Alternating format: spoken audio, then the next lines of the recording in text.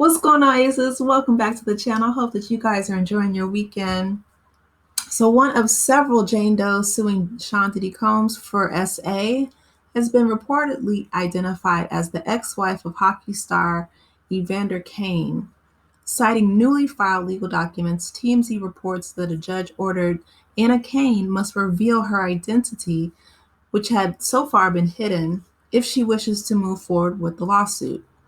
In a statement issued to the outlet on Friday, Kane said that she hoped to use a pseudonym in pursuing justice for what happened to me as a teenager, but was forced by the hip hop mogul's legal team to give up her anonymity. She says, defendants demand that I use my name was an attempt to intimidate me, but I am not intimidated. I am prepared to proceed and hold accountable those who have harmed me. Kane, who filed a lawsuit last December, claims that she was a 17-year-old high school junior from Detroit when Harve Pierre, the then president of Diddy's Bad Boy record label, flew her to New York City in 2003 and brought her to a recording studio. There, she alleges the men piled her with illegal substances and alcohol and took turns taking advantage of her. Her lawsuit contains multiple photographs, including one of Kane sitting on Diddy's lap, which she says was taken the night in question. Sean Combs has denied any wrongdoing and previously sought to get the suit dismissed, saying that it was filed too late under the New York state law. Kane was previously married to NHL star Evander Kane, who currently plays for the Edmonton Oilers. They wed in 2018 and welcomed a daughter in 2020 before Anna filed for divorce in 2021. Sean Combs is currently being held at Brooklyn's Metropolitan Detention Center as he awaits trial on federal charges of ST and racketeering. The 55-year-old music mogul has repeatedly denied bail since his arrest in September. Kane's case against him is a civil matter filed in the Southern District of New York, and she currently resides in Canada. So what stands out to me is that, the fact that she was forced to give up, her anonymity, putting her and her family at risk, but also the fact that Diddy didn't even deny anything that she said as far as, her lawsuit. He didn't say that she fabricated it or, that I don't know her, or the usual, right? Him and his legal team said that it was a problem because she filed after the deadline.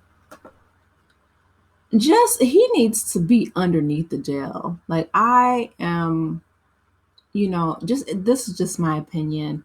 But after hearing all of these stories, and I'll read you guys her complaint in the lawsuit in a second. But after we saw the tape with Cassie, after hearing multiple people, women and men, come forward with their stories, that, in my opinion, is probably just a fraction of the people's lives that Sean Combs terrorized during his reign. Well, let me go ahead and get into this. So she says, when she was just a teenager, Miss Kane met Mr. Pierre and a third assailant in a lounge in Detroit, Michigan. She said at the lounge, Mr. Pierre insisted that he was best friends with Mr. Combs and even called Mr. Combs with Ms. Kane. Before they left for a private jet, Mr. It's not funny, but Mr. Pierre smoked crack, Coca-Cola, cocaine, in a bathroom at the lounge, and that's where he also SA'd Miss Kane by forcing her to give him sloppy toppy. Mr. Combs convinced Miss Kane, who was half his age at the time, to accompany Mr. Pierre and the third assailant on a private jet to come to his studio in New York City.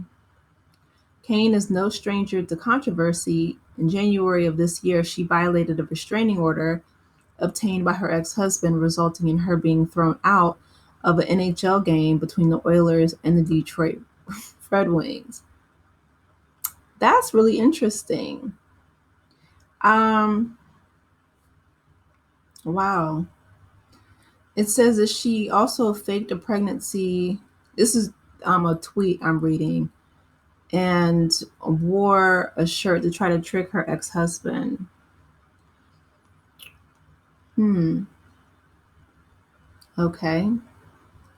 Um, I don't know if they're trying to, discredit what she's saying in regards to her lawsuit. Um,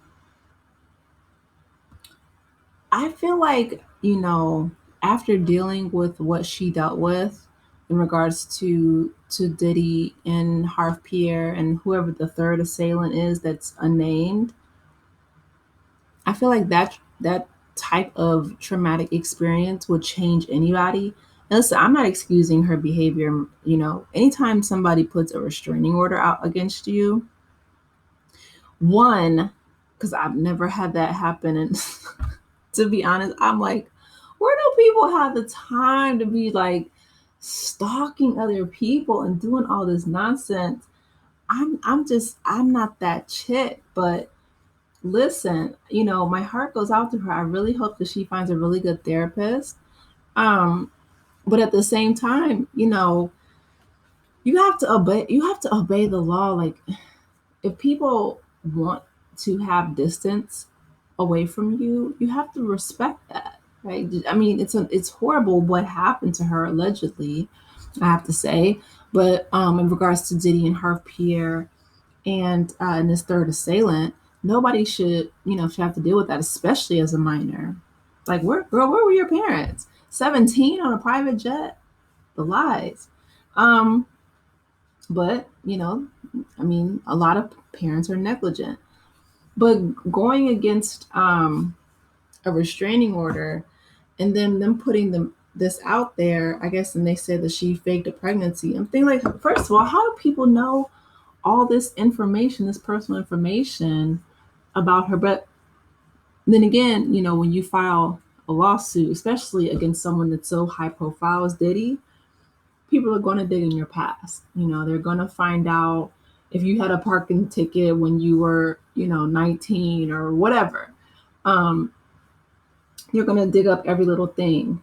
And I feel like this has probably affected her most of her life.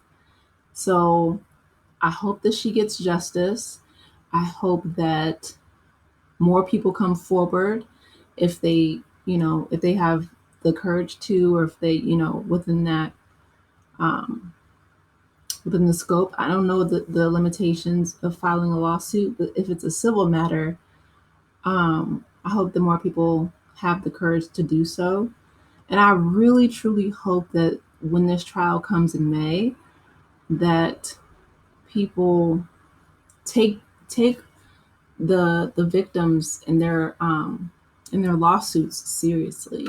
You know, I mean, Diddy's already trying to manipulate not only his children but all the other inmates and people from behind bars. In my opinion, this man truly is deranged and he is a danger to society. And I'm really glad that all of the judges who have presided over the bail hearing so far have decided to keep him behind bars, because all these different lawsuits are just showing us a pattern of destructive behavior that he is just wrecked shop. Like, he's just traumatized so many people.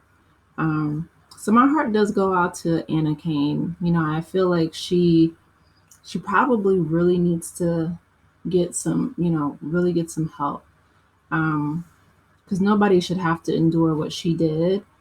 And at the same time, that doesn't excuse her behavior if she's violating restraining orders or, stepping outside of the law. Being a victim of a crime is horrible, but that doesn't give you, carte blanche to project that pain and trauma onto other people.